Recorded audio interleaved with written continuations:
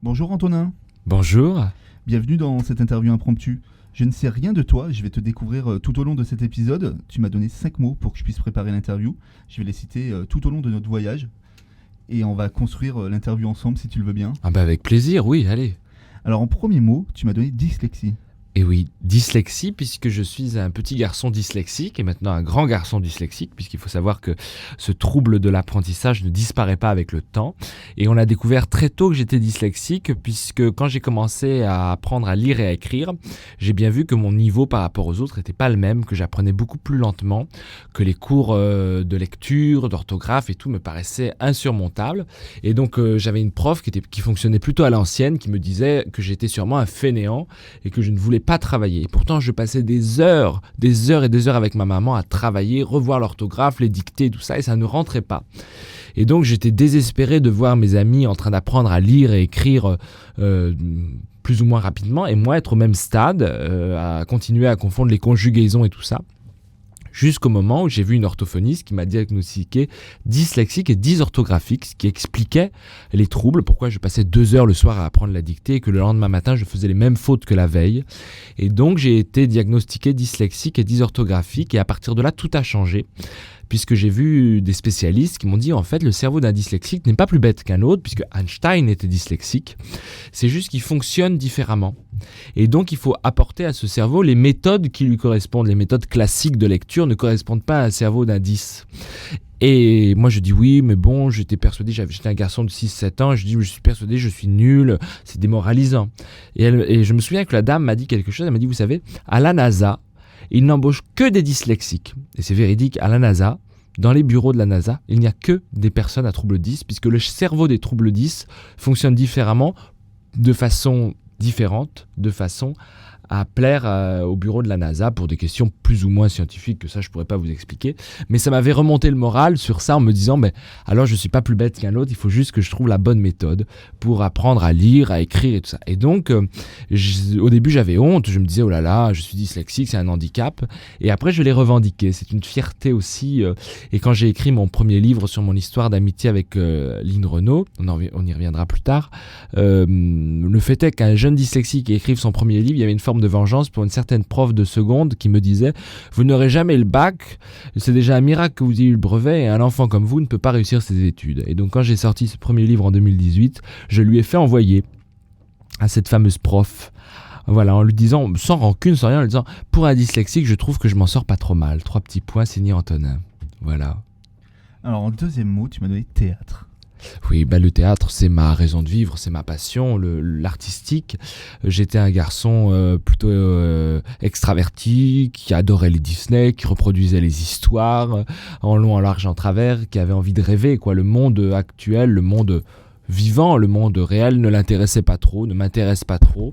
Et donc, j'ai eu envie de me créer mon propre monde. Et donc, ma mère m'a dit, mais pour se créer son propre monde, il n'y a qu'une chose, c'est le théâtre.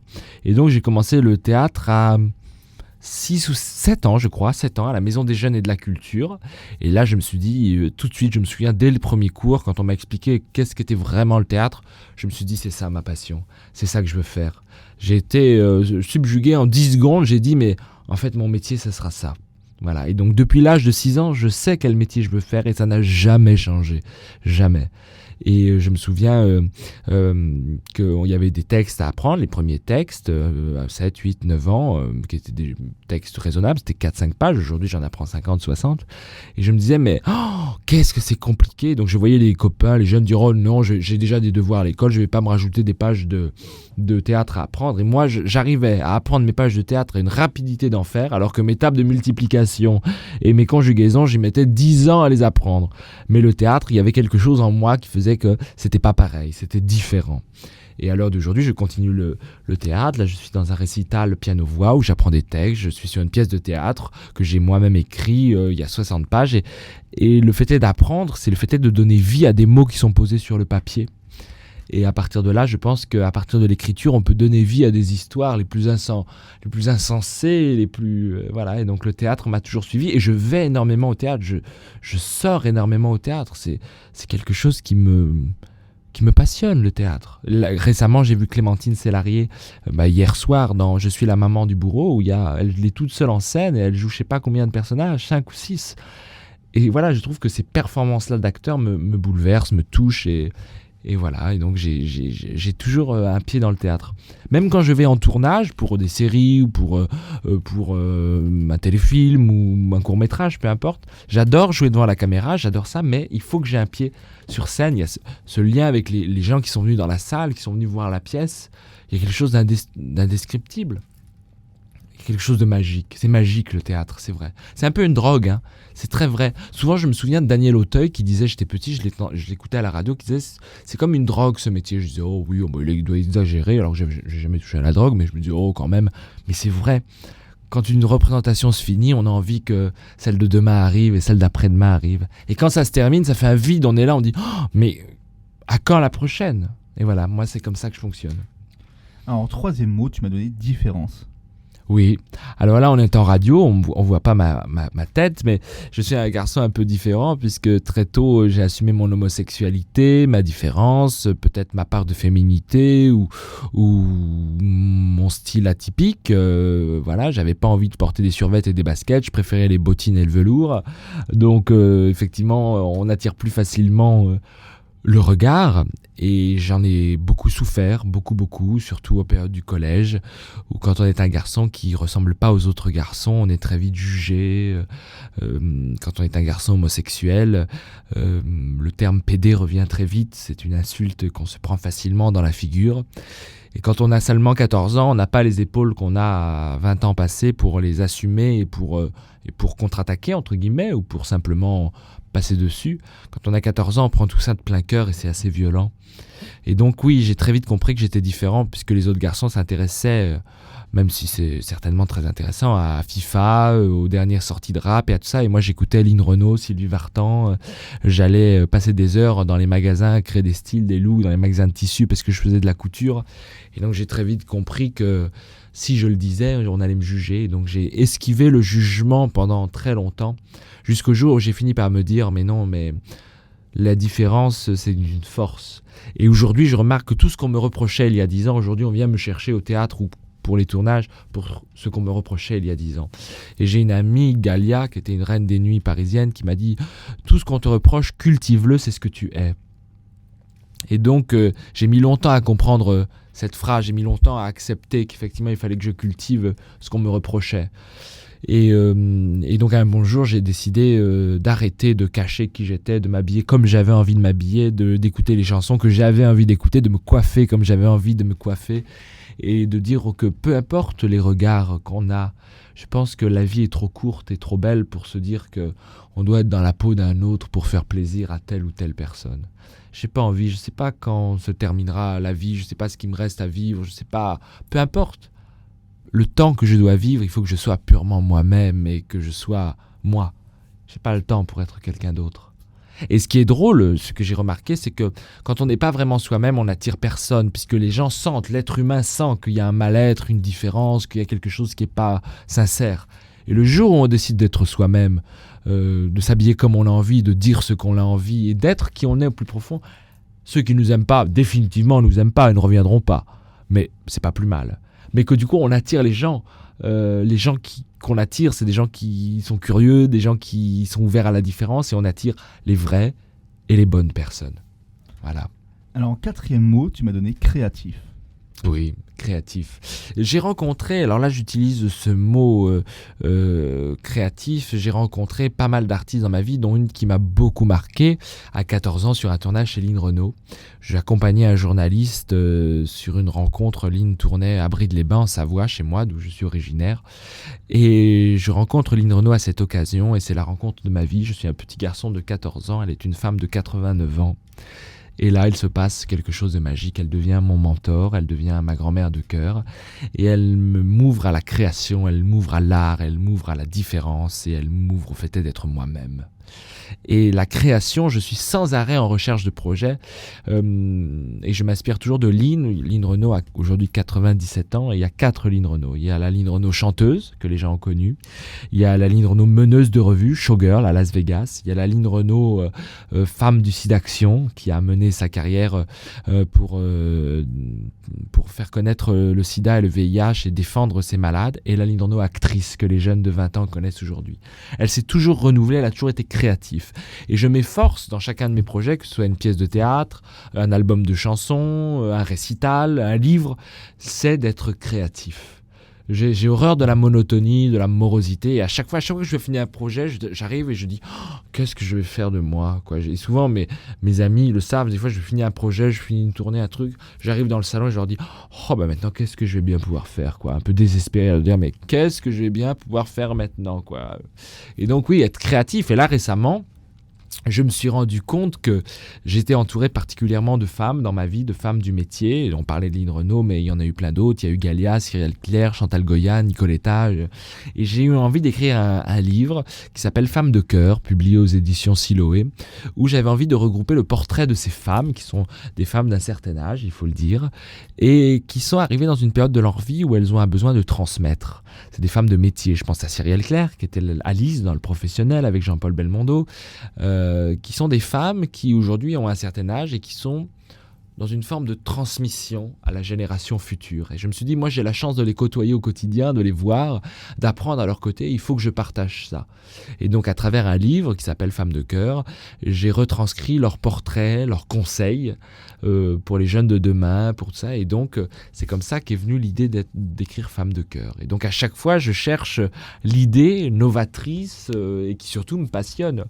Et donc, voilà, être créatif. Et je trouve qu'on est dans un monde où on met vraiment les gens dans des cases. Il faut être comme ci, comme ça, ne pas déroger à la règle. Et moi, j'adore la création, j'adore les artistes qui créent, qui sont novateurs. Et même en sortant du milieu culturel, dans n'importe quel milieu, les gens qui innovent, qui créent dans leur entreprise, qui apportent des nouvelles idées, sont des gens qui me passionnent. Et je suis entouré quand même beaucoup de gens très créatifs. Peu importe dans quel milieu ils viennent, les gens qui me sont proches sont créatifs. J'ai besoin de ces... Et puis j'aime voir dans quelqu'un qui vient me voir et me dire j'ai une idée, j'aime voir l'étincelle qu'il y a dans leurs yeux au moment où ils me disent au fait j'ai une idée. Il y a quand même quelque chose de magique quand une idée naît et prend vie, il y a une étincelle dans les yeux. Et c'est ça que j'aime voir. Alors tu as beaucoup parlé de passion et justement c'est ton dernier mot. Oui. Passionné. Oui, la vie doit être passionnante. J'essaye de rendre la mienne passionnante. Ça ne veut pas dire que j'ai des coups de mou, loin de là. On a tous, aucun être humain est tout le temps merveilleux, joyeux, ça n'existe pas. Mais j'essaie de rendre ma vie passionnante avec des gens passionnés et pour des choses passionnantes. Oui, je n'ai jamais fait un projet, je n'ai jamais rien fait dans ma vie qu'avec passion. Et ça, je crois que c'est Lynn Renaud qui l'a transmis et ma maman, Sylvia, qui est une femme du milieu radiophonique, et puis une humaine, une maman qui m'a toujours transmis les choses avec passion, qui m'a toujours donné avec passion. Et je crois que si on n'a pas de passion dans la vie est très morose quand même. Et quand je regarde l'actualité, quand je vois tout ce qui se passe dans le monde, je me dis on est une forme de robotisation, sans passion, sans rien. Mais moi, je vis les choses avec passion. Un dîner entre amis est passionnant, une soirée au théâtre est passionnant, la création d'un projet est passionnant. Il faut faire naître la passion. Et puis je pense que si on vit passionnément, il y a une forme de magie qui se crée en nous, au fond de nous. Il y a quelque chose qui fait que c'est différent. Il n'y a pas la morosité, il n'y a pas la longueur, on ne voit pas les journées passer. La vie doit être passionnante. Et j'essaye d'être passionné. Je suis passionné, mais des fois simplement devant un film. Je pense au dernier film de Nicolas Bedos, qui était Mascarade avec Adjani et Pierre Ninet. Ce film m'a passionné. Il y a un tel jeu d'acteurs, une telle histoire, une telle... Voilà, je peux être passionné devant un film, je peux être passionné devant une personne. Lynn Renaud m'a passionné. J'étais un gamin de 14 ans face à une mentor du showbiz qui m'a tout appris. J'étais passionné. Et aujourd'hui encore, là je suis sur une tournée d'un récital, j'ai un second livre en préparation. Je ne peux pas faire un projet si je ne suis pas passionné. Voilà, je crois que je fonctionne à la passion. Donc voilà. Alors si on devait faire un résumé de ces 5 mots, qu'est-ce qu'il en sortirait ? Qu'il faut être soi-même. J'ai beaucoup souffert de ne pas être moi-même, de devoir plaire plaire à sa famille, plaire à son entourage. Et je crois que être soi-même, c'est le plus important. Je vais beaucoup à la rencontre de jeunes de mon âge, ou plus jeunes, ou un peu plus âgés, dans les lycées, ou même au quotidien, dans les dédicaces, je vois plein de monde. Et je me rends compte que les gens, plein de jeunes, des fois je leur dis, mais c'est quoi votre passion dans la vie ? Je sais pas, moi j'avais le théâtre, j'avais la musique, j'avais le cinéma, j'avais des trucs qui m'animaient à côté des cours qui cruellement, pardon de la vulgarité, mais m'emmerdaient. J'avais des passions. Et des fois, j'arrive face à des jeunes de 16, 18 ans et je leur dis « C'est quoi vos passions ?» Et ils me regardent et me disent « Oh, voilà, j'ai un long soupir sans mots. » Et je dis « Mais tu as pas de passion, tu as rien ?»« Oh non, bon, c'est cruel, je trouve. Je trouve que c'est triste de ne pas avoir de passion dans ce monde, de ne pas avoir d'envie de réaliser des choses. » Voilà. Et donc j'essaye, et c'est comme, faut faire l'expérience, souvent, mais demandez à vos proches, c'est drôle quand vous dites, donne-moi 5 défauts, 5 qualités que tu as. Les 5 défauts, vous les trouver très facilement. On se trouve tous des défauts très facilement. Je suis cela, pardon. Mais donne-moi 5 qualités. Vous verrez qu'au bout de la deuxième, ils cherchent. Et qui vont vous demander, ah oui, mais j'ai quoi comme qualité ? On est dans un monde où c'est facile de se dénigrer, c'est facile de dire je suis trop ceci, je suis trop cela, je suis pas assez bon. Mais quand il s'agit de reconnaître ce dont on est capable, qu'on peut faire, alors là c'est une autre mission. On n'apprend pas à se satisfaire de ce qu'on est. Alors tu as beaucoup d'actualités, le théâtre. Oui, alors j'ai une actualité justement passionnée. J'ai donc ce livre Femmes de cœur qui regroupe 10 portraits de femmes publiés aux éditions Siloé, disponible un peu partout, Fnac, Amazon, librairie, qui regroupe le portrait de 10 femmes du métier, que ce soit des actrices, des présentatrices, des danseuses, des chanteuses, qui se sont livrées à moi sur leur carrière et le message qu'elles aimeraient laisser aux générations futures et aux jeunes qui voudraient faire ce métier. Et puis j'ai aussi une pièce de théâtre que j'ai coécrite pendant le confinement avec Gilbert Coudurier, qui est un comédien et metteur en scène, une pièce mise en scène par Jean-Jacques Durand, qui sera cet été au Festival d'Avignon, au théâtre Notre-Dame, tous les jours à 12h45, pendant du 3 au 21 juillet. Donc ça, c'est une très belle chose. Je suis ravi de faire le Festival d'Avignon. Et puis, on tournait un peu dans toute la France avec un récital piano-voix qui s'appelle Double Face, où nous avons repris des textes de chansons connues de tous, qui peut aller de Charles Trenet à Sylvie Vartan, à Amanda Lear, à Charles Aznavour, à Serge Reggiani. Nous avons repris les textes de ces chansons. Nous les avons réinterprétés, réarrangés, sans changer le texte ni le rythme. Et donc, je me livre à un exercice de récital où le comédien livre les mots des chansons, puisque ces chansons racontent des histoires. Et donc, des fois, on est omnubilé par la mélodie sans vraiment écouter l'histoire et ce que les paroles racontent. Et donc, c'est Double Face. Alors justement, Double Face, c'est la musique que tu as choisie pour terminer cet épisode. Tout à fait. Double Face, c'est donc le titre du récital et le titre, on va dire, si je puis dire, du single ou de la musique phare du récital, qui a été écrit par Jean-Jacques Durand et mis en musique par Miss Myriam, qui est ma pianiste.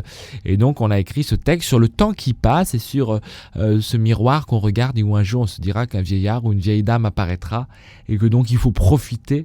Et que même quand ce vieillard apparaîtra, ça ne veut pas dire que notre heure a sonné. Voilà. Merci Antonin d'avoir été avec moi pour ce voyage. Merci Alexis.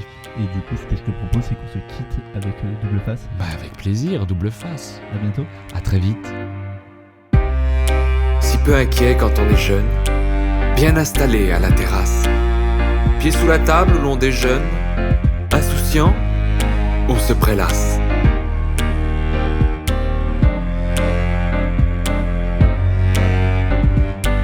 Toi qui regardes sans prendre garde, ces vieux qui passent et se lézardent. Sais-tu qu'hier ils furent vaillants, beaux comme toi et flamboyants. Dans le miroir double face, Dans le miroir double face, tu verras le regard, de ce pauvre vieillard, qui t'attend dans la glace.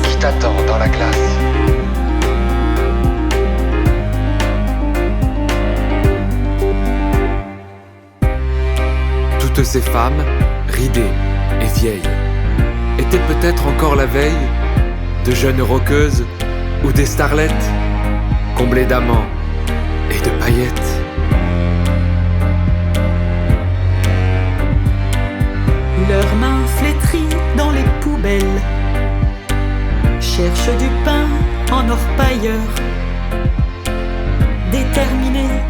fragiles et frêles, elles surnagent à leur malheur. La vieillesse est inévitable, mais la misère est réparable. Ainsi les larmes intarissables deviendront des roses des sables. Dans le miroir double face, tu scruteras la glace, traquant à fleur de peau ce qui te reste de beau. Dans le miroir double face, regarde mieux la glace, trouve ce que tu as donné, qui tu as aimé, et tu seras